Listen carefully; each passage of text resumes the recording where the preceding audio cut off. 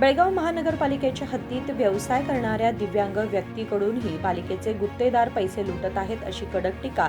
आमदार आसिफ सेठ यांनी केली। मंगळवारी झालेल्या पालिका परिषदेच्या बैठकीत बोलताना त्यांनी सांगितले की पालिका अधिकाऱ्यांनी त्या गुत्तेदारावर कारवाई करावी। मानवता न राखता दिव्यांग व्यावसायिकांकडूनही कराचे पैसे जास्त आकारले जात आहेत, अशा गुत्तेदाराविरोधात तातडीने कारवाई करा अशी मागणी त्यांनी केली।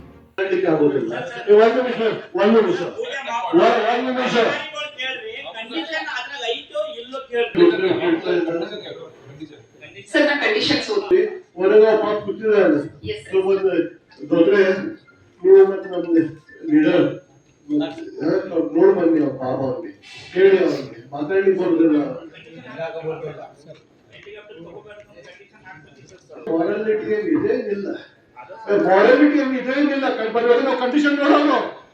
ಒಂದು ನಿಮಿಷ ಬರೀ ಕಂಡೀಷನ್ ನೋಡ್ತಾ ಇರೋದು ಇಲ್ಲ ಕಂಡೀಷನ್ ಇದೆ ಏನಿಲ್ಲ ಬರ್ದಕ್ಕೆ ಇಲ್ಲ ಒಂದು ನಿಮಿಷ ಎಷ್ಟು ಮಾತಾಡೋರು ನಾವು ಇಲ್ಲ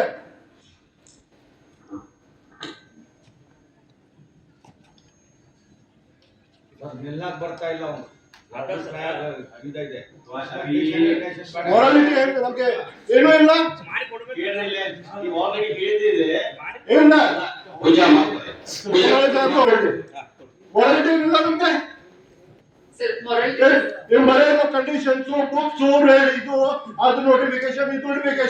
ಅವ್ರ ಕಾಂಟ್ಯಾಕ್ಟ್ ಆಗಿದೆ ಅವ್ರ ಲಿಸ್ಟ್ ಆಗಿದೆ ಅವ್ರ ಗೆಸ್ಟ್ ಆಗಿದೆ 100 ರೂಪಾಯಿ ತಗೋಬೇಕು 200 ರೂಪಾಯಿ ತಗೋಬೇಕು ಅಷ್ಟು ಹೇಳ್ತಾ ಇದ್ದೆ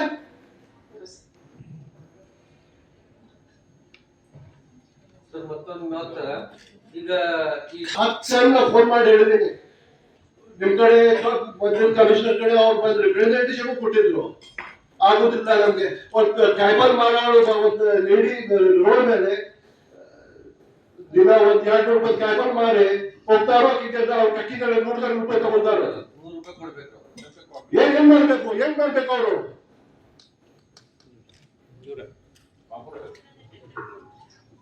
Just because you are keeping quiet, don't mean that you keep on always.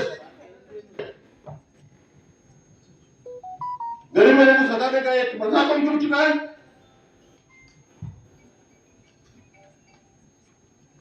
कितने बार बोला होगा, कितने बार फोन करके बोला, कितने बार बोला कि मेरे यहाँ पे कमिश्नर को। अरे बेचारे बुढ़ी बैठ के सो शाम तक 200 रुपए का काम अपने बाबाजी में की जाती है, उसके बाद 100 रुपए काट लेके जाते हो और आप कंडीशन की बात करते हो। क्यों नहीं डाले पहले कंडीशन लोग सोचा नहीं थे कितने बार आके गए वो लोग गैर नजीब से भी उठाए थे इसके बारे में पिछले कॉन्ट्रैक्टर से ज्यादा सिर्फ 10 लाख रुपए ज्यादा दिया है सब उतना ही है वो पूरा डिटेल है यहाँ पे तो क्या जो मनमानी चाहिए वो करता रहेगा वो जाके देख के आइए बाहर आदमी को जरा बाबा से बस फोटो काढून द्यायचं साहेब आता सध्या बघा त्याच्या बोलाला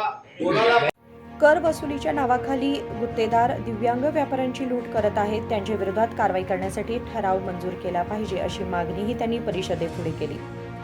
कृष्णा कांबळे, KMM मराठी, बेळगाव।